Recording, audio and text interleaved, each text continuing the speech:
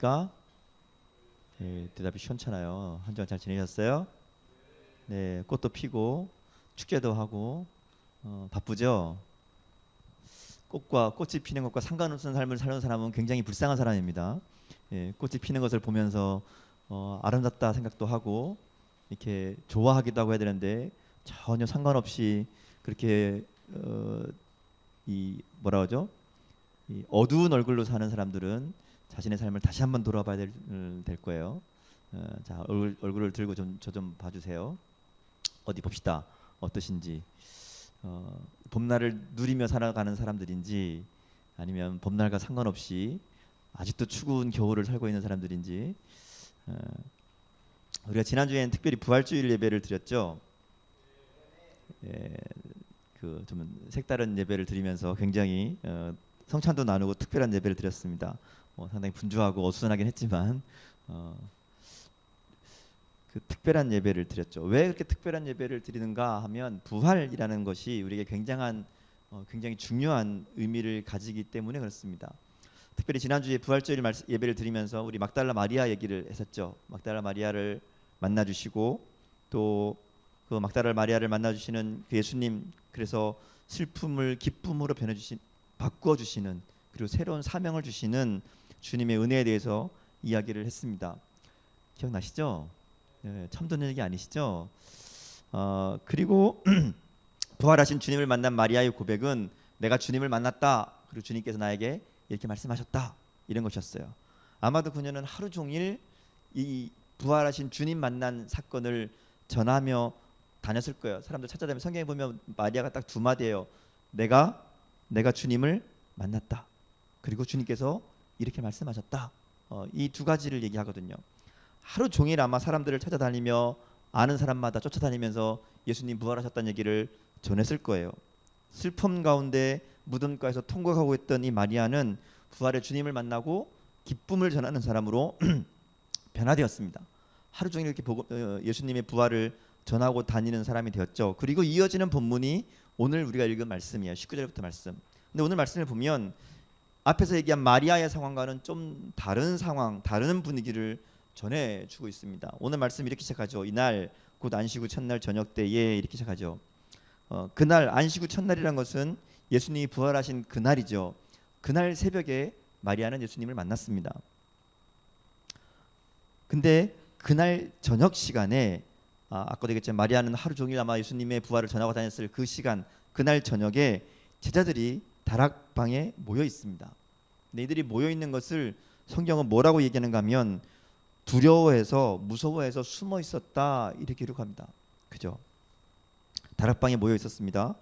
그냥 모여 있는 것이 아니라 유대인들을 두려워해서 숨어 있었습니다. 벌벌 떨고 있었죠. 왜냐하면 예수님이 십자가에 죽게 한 그 유대인들이 예수님의 제자들이었던 자기들도 잡아서 옥에 가두고 혹은 죽이고 해코지할까봐, 해칠까봐 겁을 먹고 있었다는 거죠. 얼마나 이 겁이 났었던지, 얼마나 무서워했었던지 그들은 문을 닫고 있었다, 이렇게 했죠. 성경에 보면 문들을 닫고 있었다. 근데 문을 닫았다는 얘기가 이렇게 문을 닫았다는 얘기가 아니고요. 그 말의 의미가 뭔가 하면 열쇠를 걸어서 꽁꽁 잠궈놨다, 못 열게 했다, 이런 의미예요. 근데 사실 그들은 문만 꼭꼭 걸어 잠근 게 아니라 마음도 꼭꼭 걸어 잠그고 있었죠. 허무함과 두려움이 그들을 바닥까지 끌어내렸을 겁니다. 더 이상 어떤 계획도 없고 어떤 소망도 없고 어떻게 될까 참담한 마음으로, 그래서 그들은 그저 숨어 있었죠. 막달라 마리아로부터 예수님이 부활하셨다는 얘기를 들었어요. 아침에 들었거든요. 들었음에도 불구하고 그들은 너무 두려움 나머지 그 말이 귀에 들어오지, 마음에 들어오지 않았다는 거죠. 듣긴 들었는데 그게 아무런 소용이 없었어요. 여전히 두려워하며 공포 가운데 문을 걸어 잠그고 마음을 걸어 잠그고 숨어 있었습니다. 여러분, 다락방에 숨어서 공포 가운데 떨고 있는 제자들과 밖에서 내가 주를 보았다, 주님이 나에게 말씀하셨다, 이 얘기하는 마리아의 모습을 한번 비교해서 생각해 보세요. 얼마나 대조적인 모습인가. 신앙이 뭔가, 여러분, 신앙이 뭐죠? 예수님 믿는 게 신앙이죠. 근데 신앙이 뭔가 하면 신앙은 두려움을 걷어내는 겁니다. 두려움을 없애는 게 신앙이에요. 불신과 의심의 문을 열어 젖히는 것, 그게 신앙이라고 할 수 있습니다. 오늘 오늘 성경이 말씀하시는 믿음의 모습은 바로 그런 모습이라는 거죠. 오늘 성경은 부활하신 주님이 그렇게 찾아오셔서 불신 가운데 두려움 가운데 문을 꽁꽁 걸어 잠그고 있던 제자들을 만나 주셔서 그들의 불신, 그들의 두려움, 그들의 불안을 걷어내시는 분으로 그렇게 우리에게 소개하고 있습니다. 오늘 본문을 계속 볼까요? 예수님이 나타나신 것을 이렇게 얘기하죠. 예수께서 오사 가운데 서서 이렇게 기록하고 있습니다. 주님께서 제자들의 굳게 닫힌 문을 열어주시기 위해서 찾아오셨습니다. 근데 예수님이 어떻게 찾아오셨는가 하면 밖에서 문을 똑똑똑 두드리는 게 아니에요. 그죠? 내가 왔으니까 문 열어라 이렇게 문을 두드린 게 아니죠. 문을 열고 들어오시지도 않았어요. 어떻게 들어왔어요? 그냥 들어왔어요. 제자들이 문을 열어주지 않는다고 꽁꽁 걸어 잠궈놨다고 문을 부시고 들어오신 것도 아니죠. 그냥 들어왔어요. 두려워 떨고 있는 제자들에게 한가운데 나타나신 거예요. 여러분 한번 생각을 해보세요. 상상해 보세요. 문을 다 걸어 잠궜어요. 우리 지금 문 다 닫았죠. 딱 잠궜다 생각하고 다 잠궜는데 방 안에 누가 옆에 딱 나타나요. 그럼 뭐예요? 놀래요는 누구야? 나타나면 귀신이다 그러죠. 귀신이다. 성경에도 보면 그래서 제자들도 귀신이 나타난 줄 알았어요. 성경에 보면 이렇게 돼 있죠. 성경에는 뭐 그 보는 것을 영으로 생각했다 이렇게 기록하고 있지만 쉽게 말하면 귀신인 줄 알았다 이런 의미죠. 귀신인 줄 알았다. 그렇지 않아도 잡혀갈까봐 혹은 누가 와서 우리를 데려갈까봐 걱정하고 두려워하고 있는데 갑자기 뭔가 훅 나타났으니까 얼마나 놀랐을까요? 깜짝 놀라 있는 제자들에게 예수님이 무슨 얘기를 하시는가 하면 자기네 손과 옆구리를 보여주십니다. 내가 누구인지를 다시 보여주시죠. 십자가에 고난당하신 그 몸을 보여주시고 부활의 주님이심을 알게 하십니다.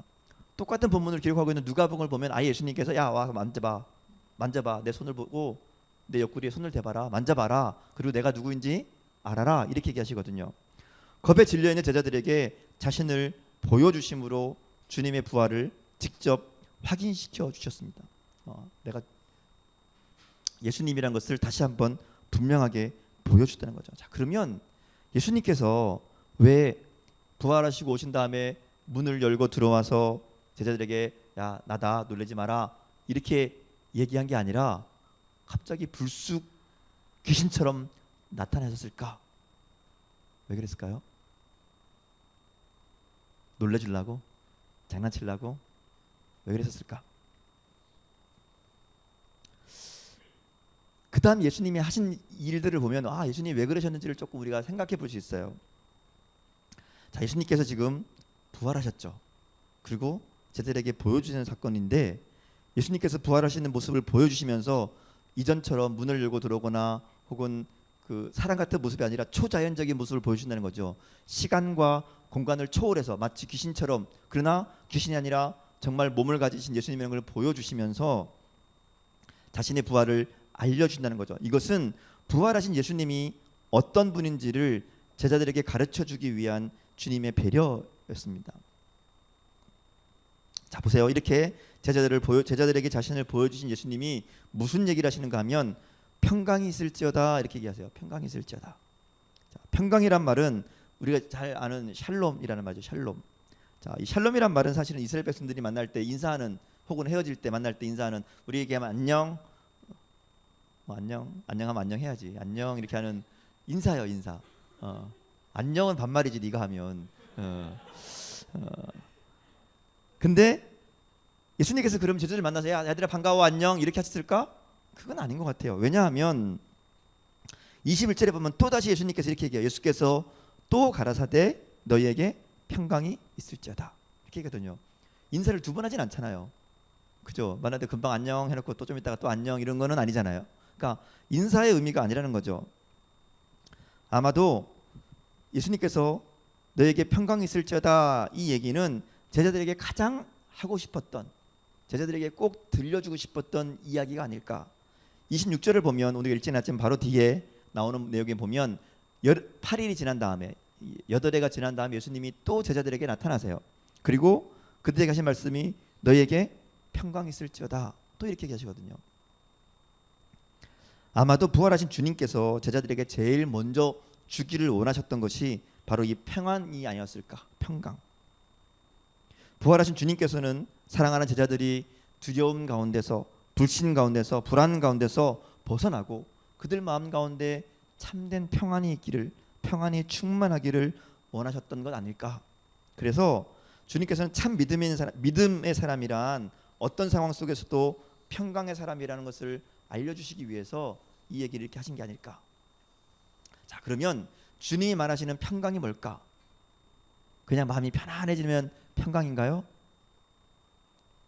주님이 말하시는 평강, 그 평강은 바로 부활하신 주님으로 인한 평강입니다. 인간이 가장 두려워하는 게 죽음이죠. 그 죽음까지도 이기신 부활의 주님께서 함께 하시기 때문에 누리게 되는 평안, 평강. 그래서 그 어떤 것으로도 마음을 두렵게 만들 수 없는 상태, 그게 주님이 원하시는, 주님이 말씀하시는 평강이라는 겁니다. 부활의 주님이 함께 하시면 그 어떤 상황에서도 평강이 넘치게 됩니다. 특별히 오늘 말씀이 나온 것처럼 시간과 공간을 초월해서 역사하시는 그 하나님, 그 하나님께서 지금 내 앞에 우리 가운데 계시는데 무엇이 평강을 빼앗아갈 수 있을까 하는 얘기죠. 예수님께서 자신의 모습을 그렇게 보여주신 것은 바로 이런 의미라는 거죠.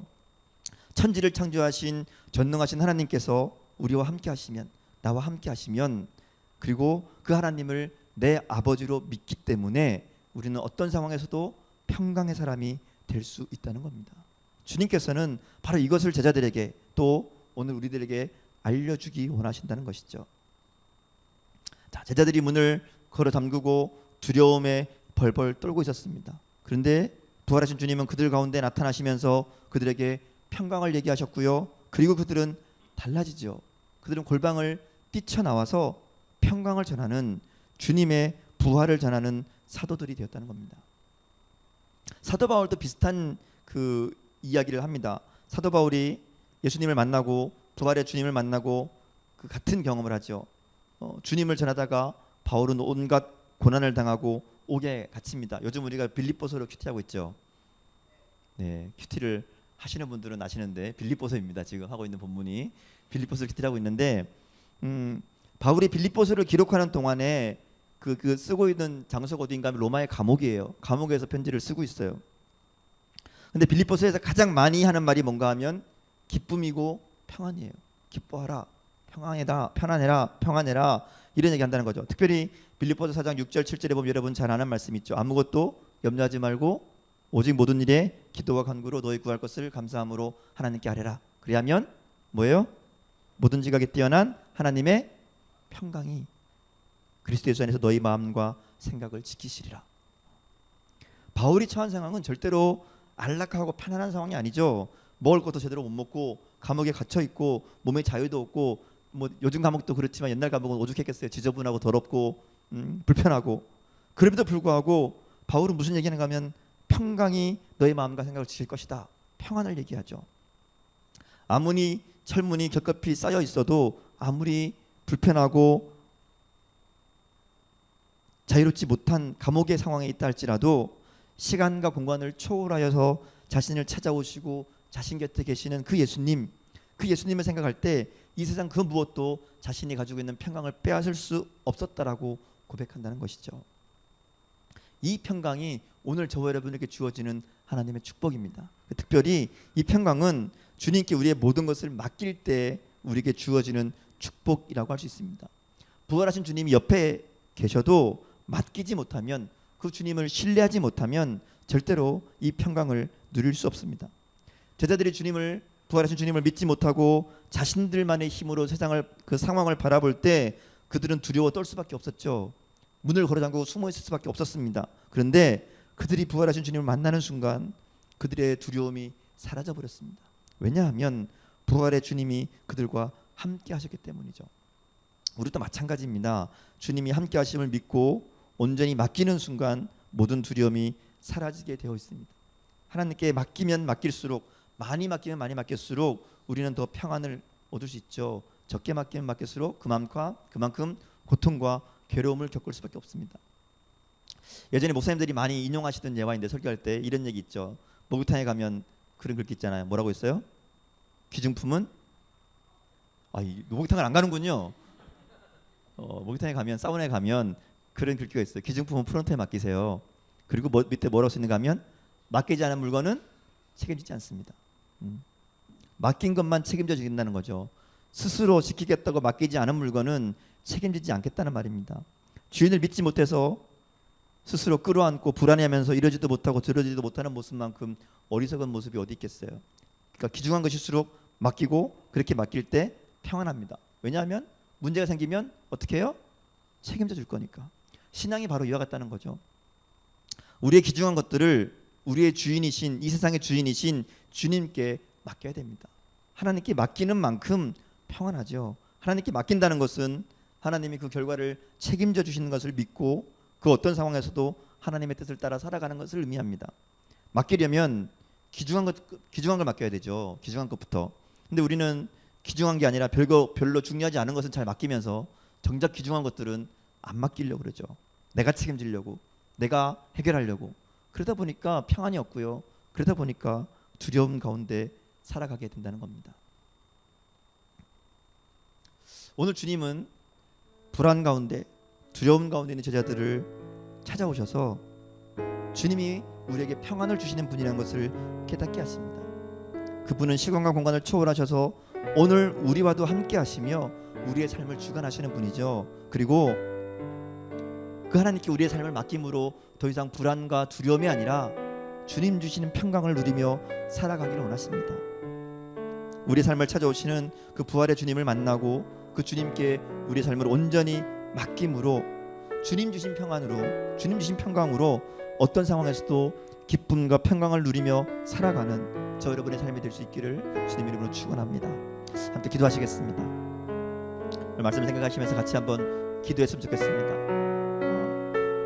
주님께 맡기면, 부활하신 주님을 만나면 우리에게 평안을 주시는데 나는 과연 주님께 나의 중요한 것들, 귀중한 것들을 맡기고 살아가고 있는지, 내가 책임지겠다고, 내가 해결하겠다고 두려움과 걱정과 불안과 불신 가운데 살고 있는 것은 아닌지. 우리 주님은 제자들을 찾아오셔서 평안을 주시는 분임을, 평강을 주시는 분임을 다시 한번 우리에게 보여주십니다. 이제 우리의 삶을, 우리의 모습을 다시 한번 돌아보며 주님께 맡기는 결단의 기도를 함께 드렸으면 좋겠습니다. 같이 기도하시겠습니다.